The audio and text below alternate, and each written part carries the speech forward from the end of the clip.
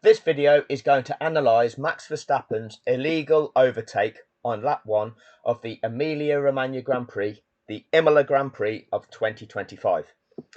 It will not be a popular video amongst some. They will project it as being a video of hate.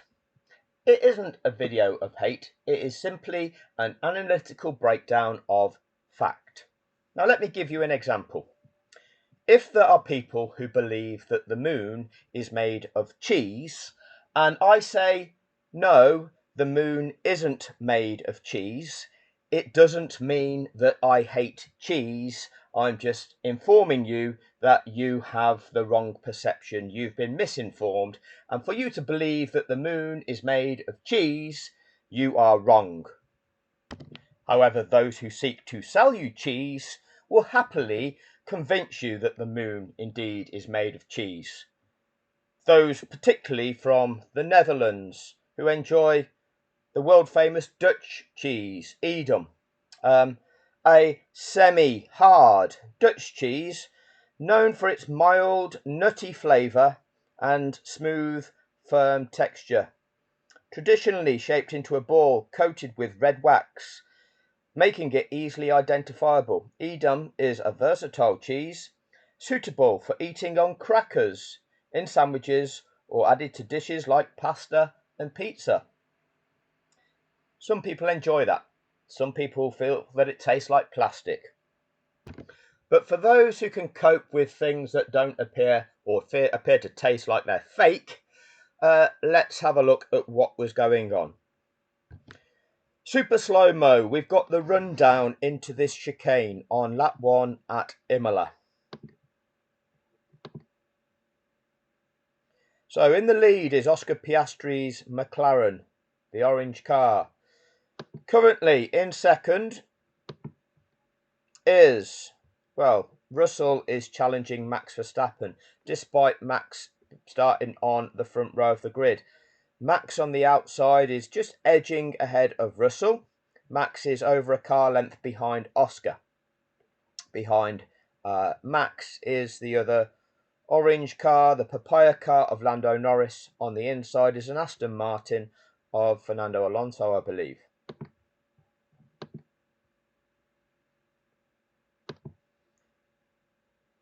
Now what you see on the outside of the track are these marker boards. There's some there, there's some here, and there'll be another set to look out for. What they should be depicting is the marker boards for 150, 150 meters out from that corner. They are to give perspective. They're to give both the audience and perhaps the drivers indication of braking zone, where you need to be decelerating in anticipation of changing direction for a corner to slow your car to an appropriate speed to make it around that section of the track. So let's have a look.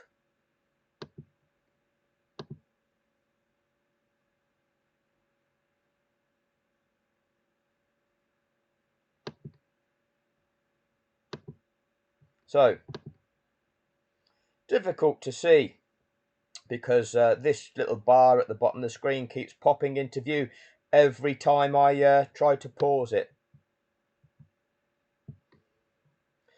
I want you to pay close attention to the location of the cars at the moment I stop this, which is going to be immediately. That there, and we'll play this forward and go back.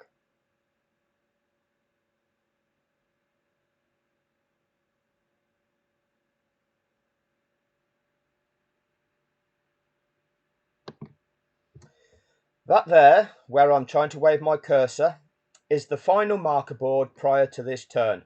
That is the 50-meter marker board for that turn. And if we go back to it, at the 50-meter marker board, well, that is Oscar level with that 50-meter marker board there. We'll watch it, we'll watch Oscar approach it. Look at the relative locations of the two cars at the 50-meter marker board.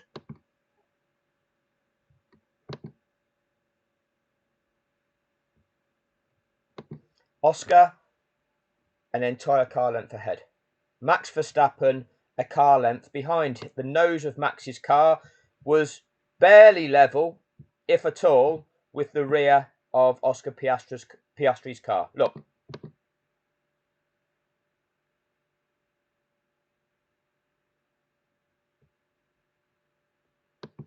Now, they have to decelerate their cars. They have to put the correct amount of braking force into those cars to slow them cars sufficiently to make this turn.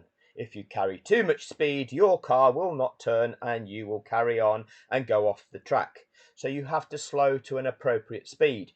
You have to make that decision. You have to select that braking input at the braking zone. If you carry too much speed into that corner, it's too late for you to select the braking force to slow you down to the required speed to make it around that corner. You have to assess that and make that decision at the braking zone. You have all been lied to. You have all been told that the moon is made out of Dutch cheese. It isn't. Okay? At least I don't think it is. I've never been there, okay? Don't know if anybody has. Let me know what you think in the comment section. I don't think the moon is made out of Dutch cheese. I could be wrong. Anyway, you've been lied to because the rules of engagement regarding overtaking are such that when you're making it around a circuit, you have to apply the correct braking force at the correct time in order to make it around there. If you carry so much extra speed into a corner, then you can't determine whether you can stay on track or not. If you carry so much extra speed into a corner that only you can remain on track and there's no room on your outside, if another car is on your outside, you will run them off the track. That's illegal. You're not allowed to crowd anybody out on track. Where do you make that decision then to carry the speed? Where do you make that decision as to what speed you must carry around this corner? Well, it comes back to the braking zone. The point in time where you assess who is entitled to what room around a corner. Who is entitled to be left track space around that corner? Is that corner entirely yours, or have you got to leave room on either entry or exit of that corner for another car? Who has the right to space around that section of track? That is assessed at the braking zone. You assess it at the braking zone. That enables you to apply the correct braking force in order to afford the other car room if it is permitted to have room, or you can know that I don't have to leave this car room. I can select whatever line I want at the appropriate speed for that line, and it's a responsibility of the other car to back out because they have not earned the right. So, braking zone for this corner, Max Verstappen, the car on the outside, in order to be afforded room on track, in order to have the right to track room on exit of this corner, he has to be fully alongside the car on the inside that's in the lead. He's not.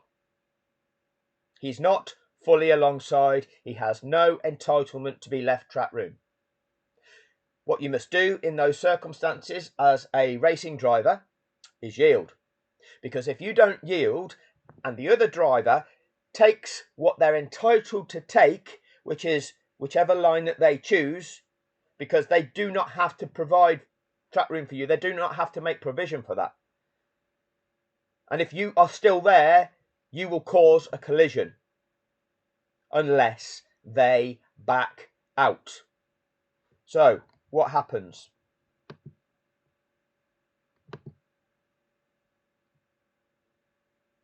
Remember, car on the outside has to be fully level to be entitled to be left track room. This is what many would consider to be about the apex of this corner. The apex is not a fixed point. What you're seeing here, this green section, is not apex. That's called curbing. Apex would be the point around that corner whereby the driver is unwinding their steering wheel. So for this particular corner, the drivers will steer over to the left, and then at the midpoint of the corner, or at the point in time where they of their choosing, they turn their steering wheel to the right to straighten their car out of that corner. That would be the defined apex for cornering. That point is not a fixed point, it's a variable point depending upon the line in which the driver is taking and how they wish to take that corner. So the notion of who wins the race to the apex is utter bullshit. Who wins the race to the variable position which is indeterminate? Bullshit, isn't it? Who wins the race to somewhere that we can't even define exactly where that is, because that is a variable? Utter bullshit, isn't it? But you believed it. You believed that the moon was made of cheese because the expert Martin Brundle told you the moon was made of semi-hard cheese. Yes, you believed it. This isn't me giving you hate. This is me giving you an education. Okay, you don't like the education. It goes against what you like. Okay, so you'll project it. Oh, you're talking hate. You hate cheese. You hate the moon being made of cheese. No. I'm just trying to enlighten you. An illumination in the dark. That's all I'm trying to do. Anyway, so we're now at a point where Max has finally made it approximately alongside. Has he won the race to the apex? It's not a valid point. The point in time where we assess who's entitled to track room is the braking zone. The braking zone is somewhere in the region of, without being able to cross-reference telemetry of these cars with locations on track, I think it's fair to say the actual braking zone, the point where you determine who is entitled to track room around this corner, is approximately the 50-metre board. Okay, cars are decelerating, but around about the 50-metre board is the point in time. Max was an entire car length behind. Oscar is slowing down to make it around the corner. Let's see what all the other drivers are doing.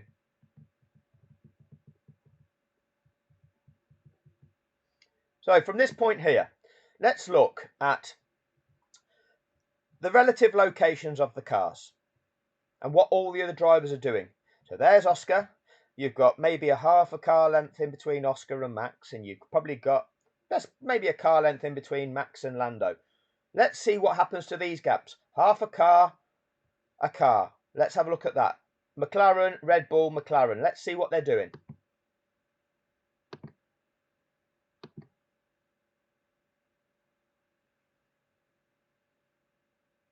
Well, that car length in between Max and Lando, that's massively increasing.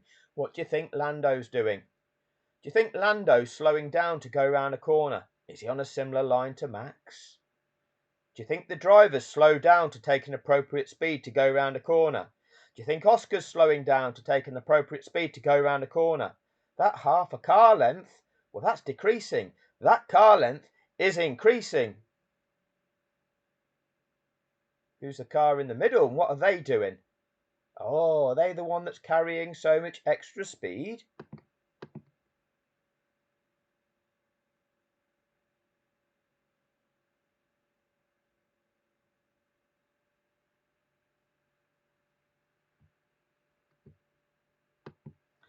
At the braking zone, look at Lando Norris relative to Fernando Alonso.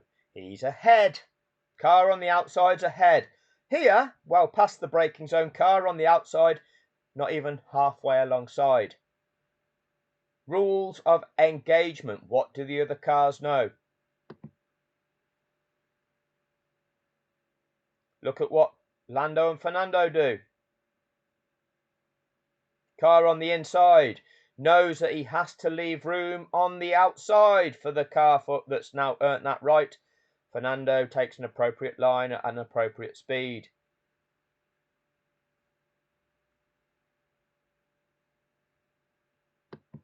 What does Oscar do?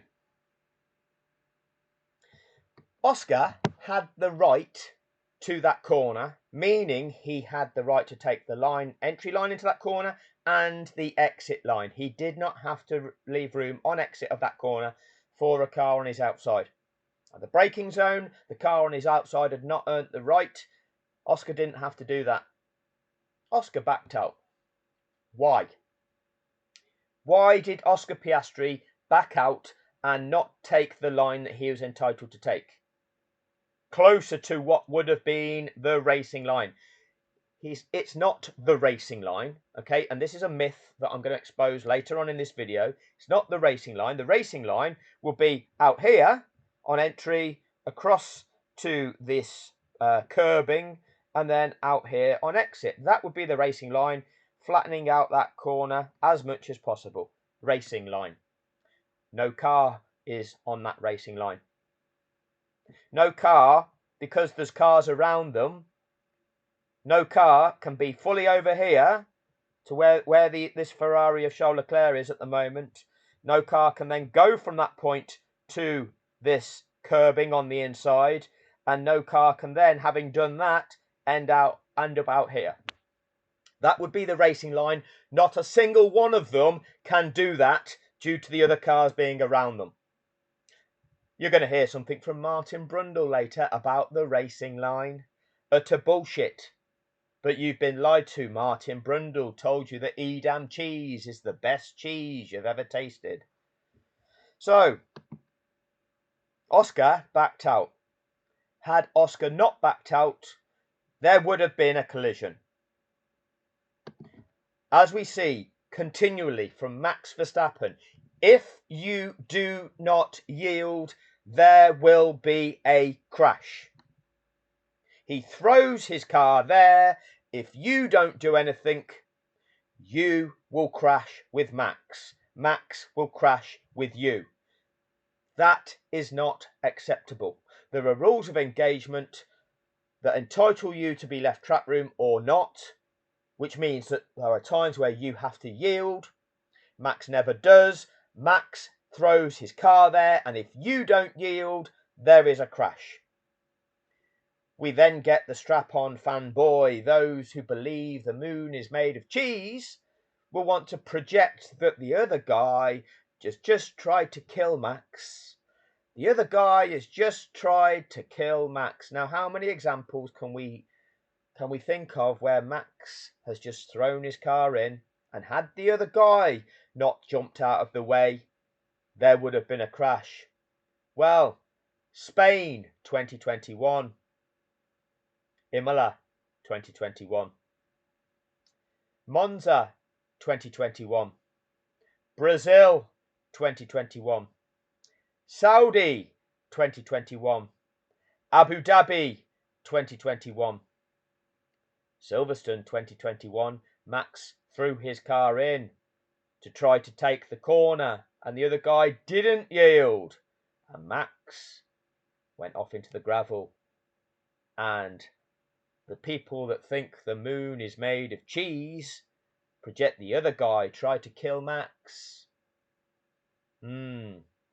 Those that appreciate the semi-hard cheese, you're misinformed. So we'll watch it through one more time. Oscar Piastri in the lead. Max a car length behind at the 50-metre board.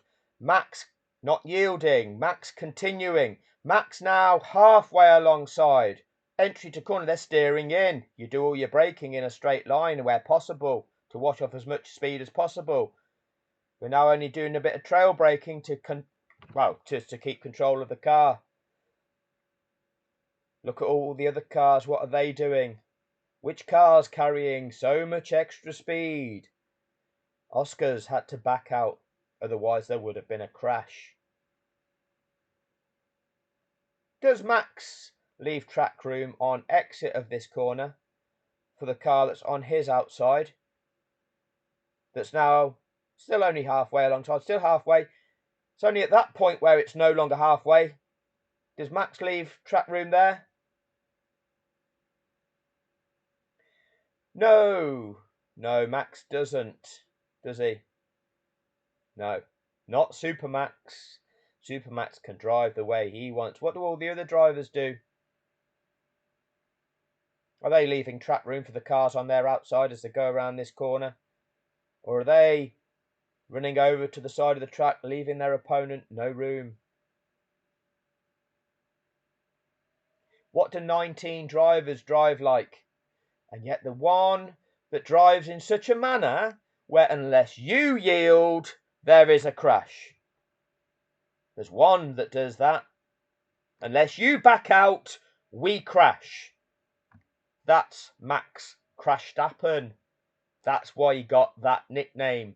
But this sport is now convincing you, those Edam cheese salesmen are convincing you, you're tasting the best plastic cheese ever. Semi-hard. But I get it. I know you like the taste of it, lads. So let's have a look at this one as a comparison, okay? Well, let's have a look. 2021 Imola, same track. Bit wet here. So when it's wet, what you have to do, you have to brake a bit earlier because the traction's not there. The grip levels are different, and when it's not as grippy, in order to be in control, you've got to slow your car down a bit sooner, okay? Car starting in the lead was the black car of Lewis Hamilton's. The car starting in third is the Red Bull of Maxwell Verstappen. So they're going down here towards that chicane that we've just had a look at. Max has got so much extra speed in that Red Bull car, you know, because it was the Mercedes rocket ship in that season, wasn't it? But it's Super Max being able to pedal it faster. Anyway, we're coming into that corner. Car on the outside. Is this the 50-metre board?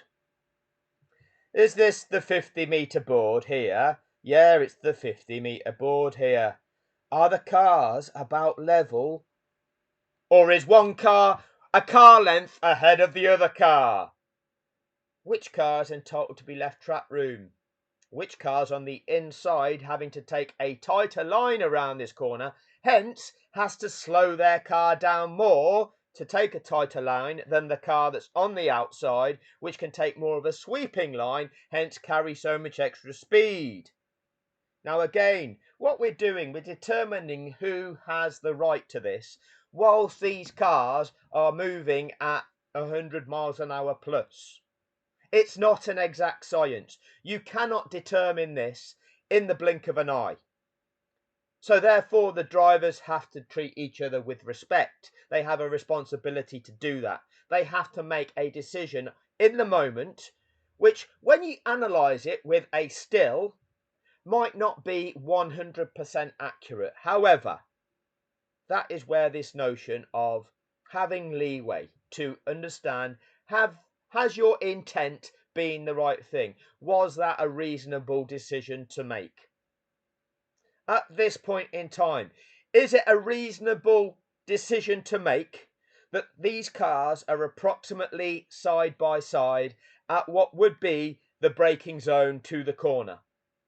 Yes, that is a reasonable assessment, that when cars are travelling at ridiculous speeds, it is fair to say that that is a reasonable statement. You will not know exactly unless you take a freeze frame, which you can't do as those cars are racing. So you have to take what is a reasonable assessment, which that is. Those cars approximately are side by side, meaning, and it's nothing to do with race to the apex, it's not about doing a still, a photograph of the apex and then drawing a line and then determining, oh, who's now allowed to run the other one off track at this point in time. We saw what happens when cars go off track. We saw Colapinto's incident. We saw Sonoda's incident. We don't want cars being ran off the track. People can die. So you drive with responsibility. You drive with respect for those guys around you. Approximately side by side at the braking zone, meaning the car on the outside is entitled to track room on exit of this corner. They're not allowed to attempt to smash their way over to the curbing on the inside of this corner. They have to leave room for the car on the inside, but the car that's on the inside has to leave room for the car on its outside on exit of this corner. What happens?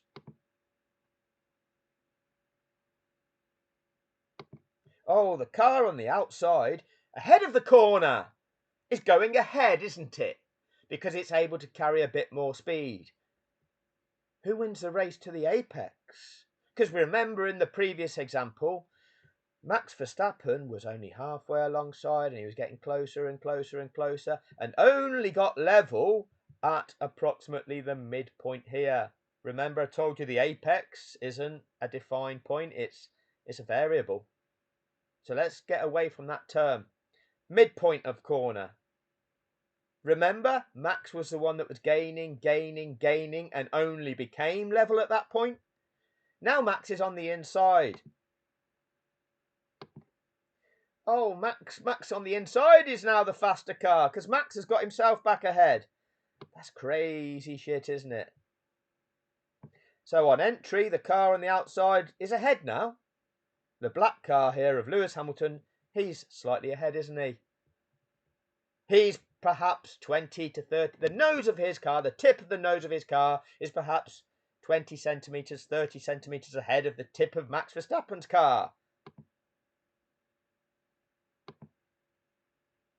Oh, and now it looks like Max is just nose slightly ahead. The car on the inside carrying so much extra speed. The car on the inside has to take the tighter line.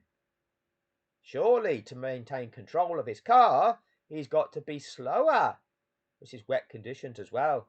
Margin for error. Is the car on the outside leaving the car on the inside track room?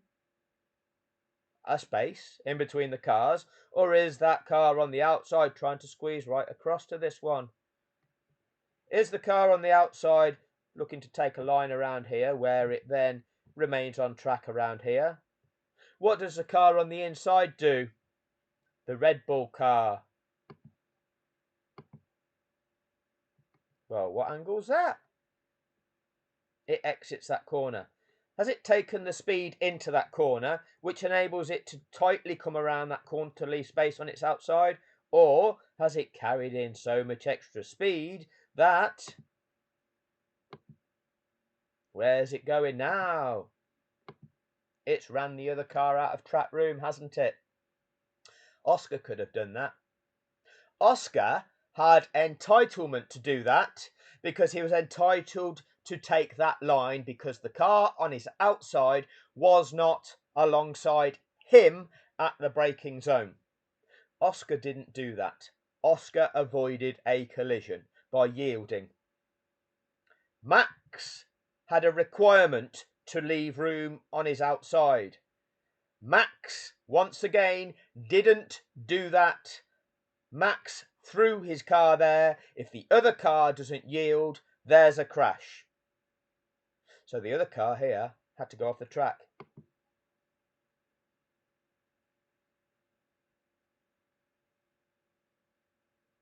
Always the same. Always the same.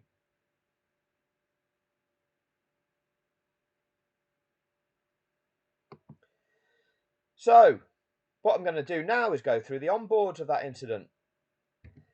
Firstly, we travel on board with Max Verstappen,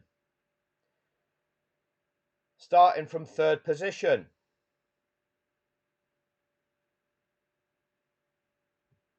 In fact, what we're going to do to try and make sure this doesn't get blocked, we're going to slow this right down, and it helps with actually seeing what's actually going on. So let's have a look.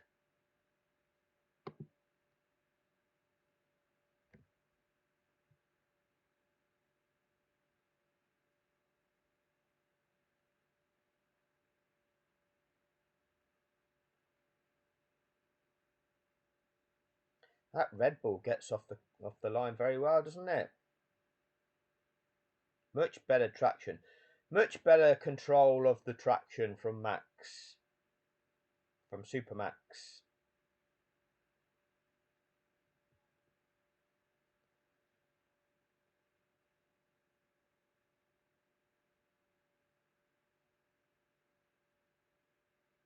See, Max driving on the wet part of the track with wet tyres. You'd think that would have less grip, wouldn't you?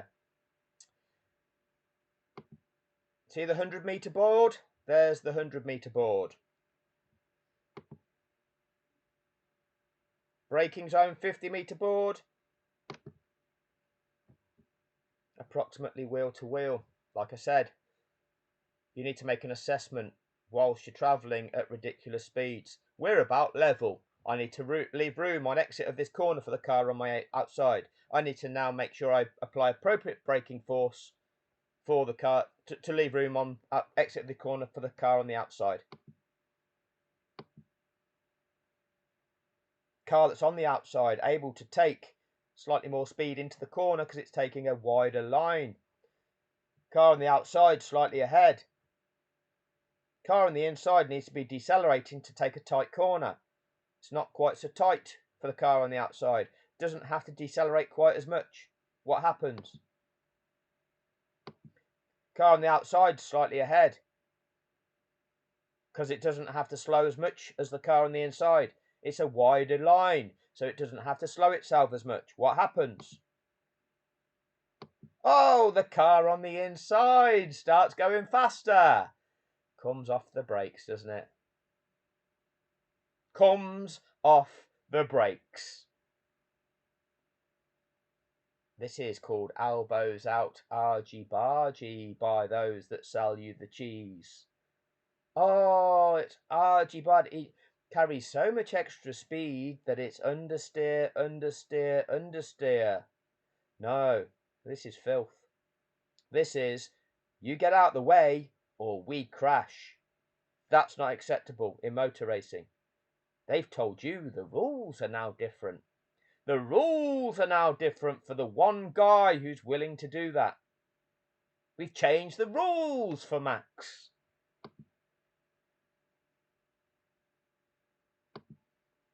See, the corner goes around all to the left, Max. You carried going across here, didn't you? It's only now that you're deciding that your car's at the right speed to make it around the corner. Where's the room for the car on the outside, Max? Doesn't care, does he? Doesn't care. Doesn't care about his own safety or the safety of those around him, does he? No, no, no, no. He's semi-hard, is Max. Max is semi-hard. Don't mess with Max. He's a semi.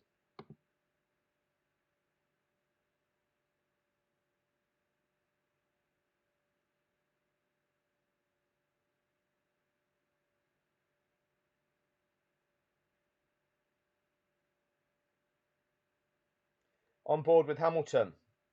So what I've done here, I've stopped it just to reorientate this so we can actually, I tried to make the image as big as possible by showing you what was going on the right hand side of Max's car. I now need to show you what's going on the left hand side of Lewis's car, and then we'll see what it looks like from the actual full perspective. So Lewis Hamilton's view, this is focusing on the left hand side of Hamilton's car approaching that zone.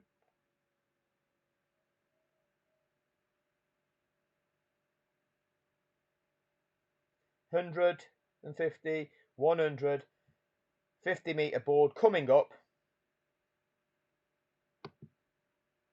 and Hamilton's making the assessment. Am I entitled to track room? At about, you can see the 50-metre board there, right on the left-hand side of the screen. There's the 50-metre board. Hamilton at this speed is making the assessment. Am I entitled to track room, or have I got to yield? I'm about level. He'll know where he's braking. He's entitled to track room. He's ahead now. He leaves room for the car on his inside. Now the car on the inside comes across him. Where's Hamilton heading? Is Hamilton heading across to this bit of curbing here that's on this section of the track? He ultimately gets forced off. Where does the car on the inside come? Oh, across him. Why? Because it's going too fast to leave him track room. Runs him out of space, sends Hamilton across these raised yellow bollards, damaging Hamilton's car.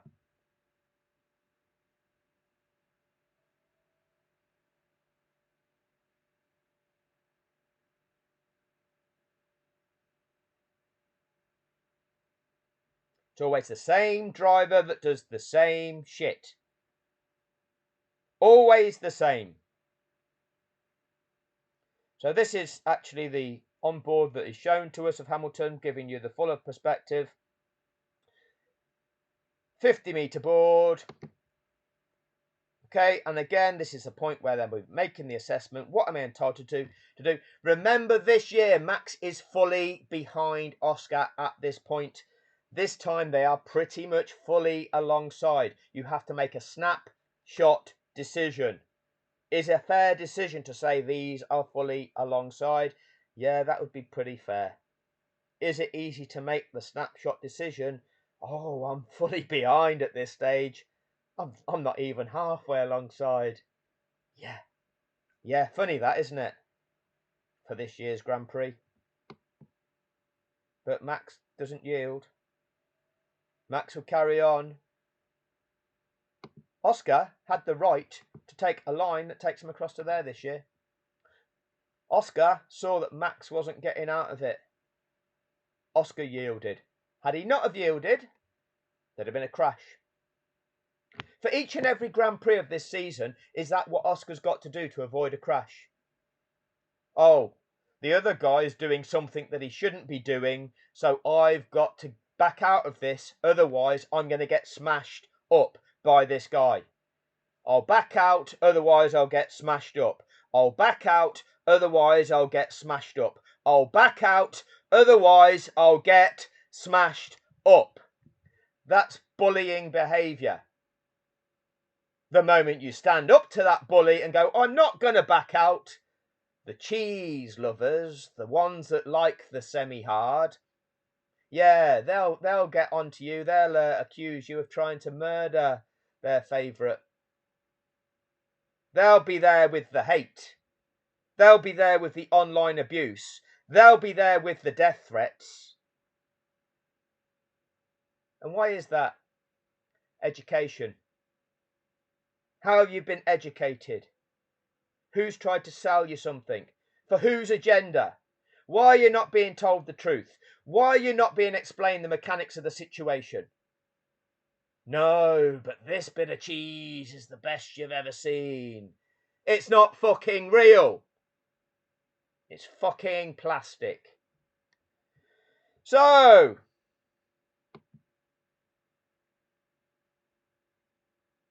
if you don't move, we crash.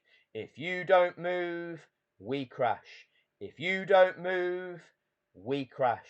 Whose fault is that? The guy that's forcing the action every time. The guy that is forcing that dynamic every time. That's not motor racing. That's somebody with no regard for their own safety, no regard for the safety of their opponent, no regard for the consequences of that crash. We saw drivers getting it wrong, going off the track, resulting in crashes. We're now fortunate that the locations of those crashes were the locations where, back in '94, Ayrton Senna lost his life. Back in 1994, Roland Ratzenberger lost his life. Just because there's been advancements in safety, that doesn't mean that we're not going to see any more deaths in Formula One. You do not know the outcome of these incidents. You do not know ultimately what might break off, where it might end up, and what harm it might cause. You have to conduct yourself in a manner to minimise the instance of that by driving to the rules of what's acceptable and what isn't, to minimise the chance of these things happening. Not bully your opponent into them having to back down, otherwise there's a crash. That's not the rules. But they tell you, oh, the rules are now different to enable the bully. Who's enabling the bully? Who's standing up to the bully?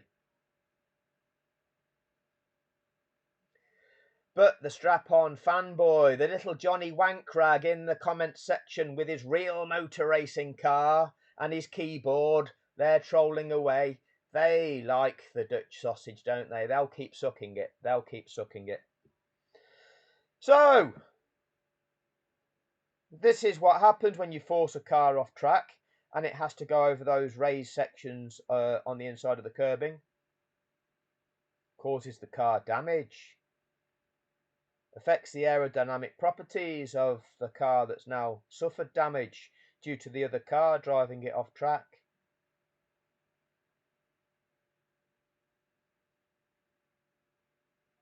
Them same strap-on fanboys get in the comments section to incite.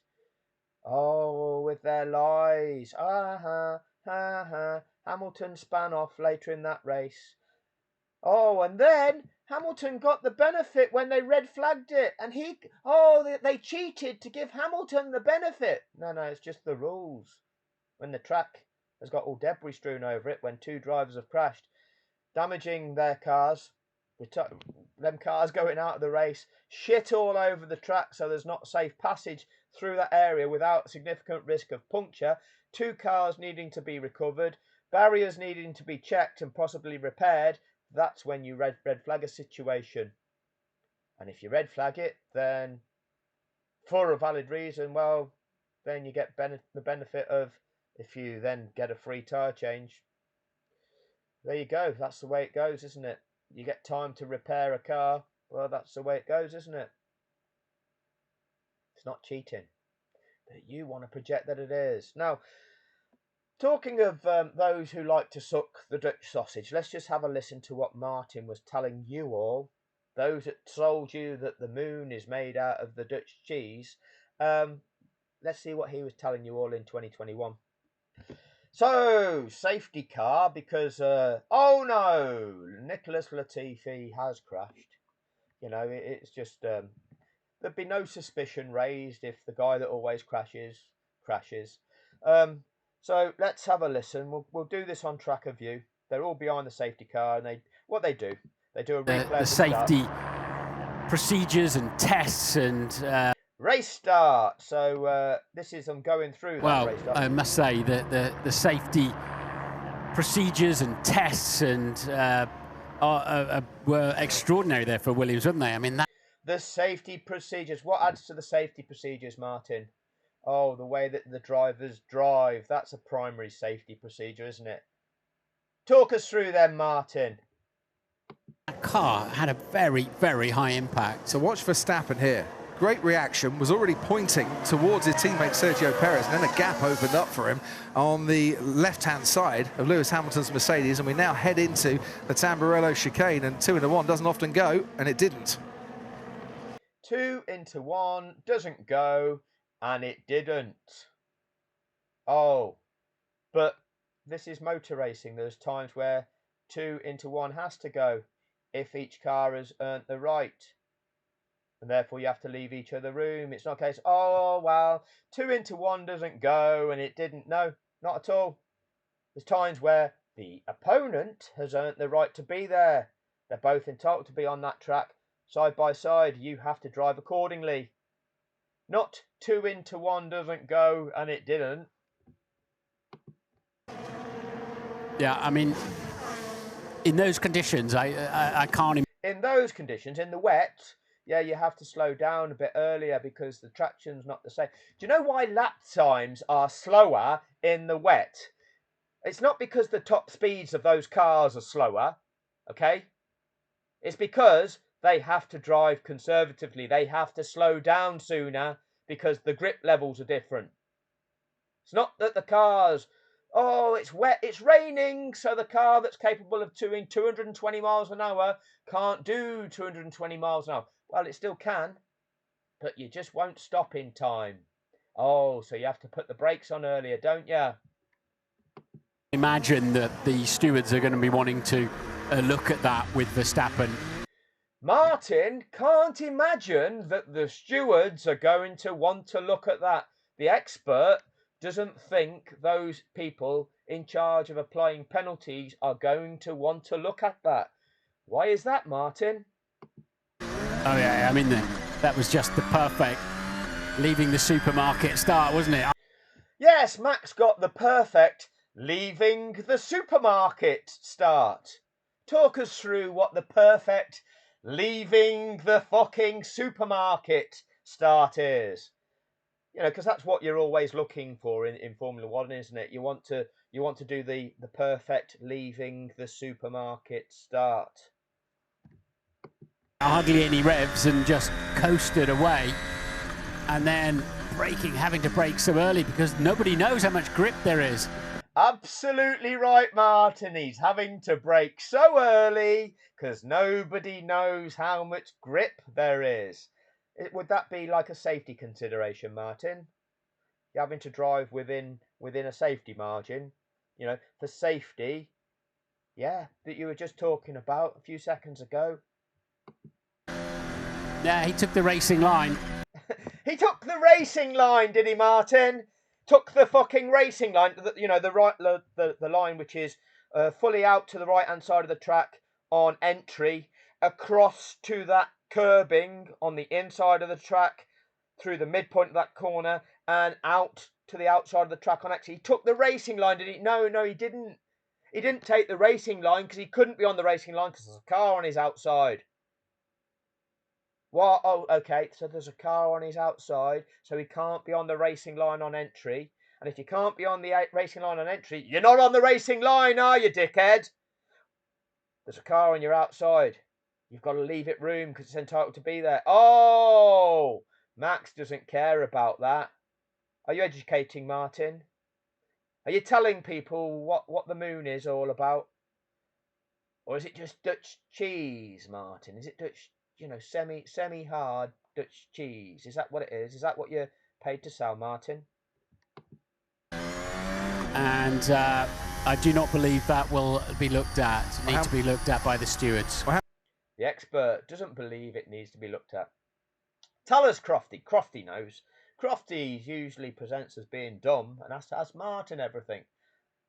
Hamilton either had to back off or stay there and risk picking up some damage. Hamilton either had to back off or stay there and risk getting damaged. Why should he have to back off if he'd earned the right to that corner? So let's go through that again and compare the two incidents with Crofty's statement there. Okay? And I do not believe that will be looked at. Need to be looked at by the stewards. So, two cars going into a corner. This time, they're side by side. Okay? Side by side going into a corner.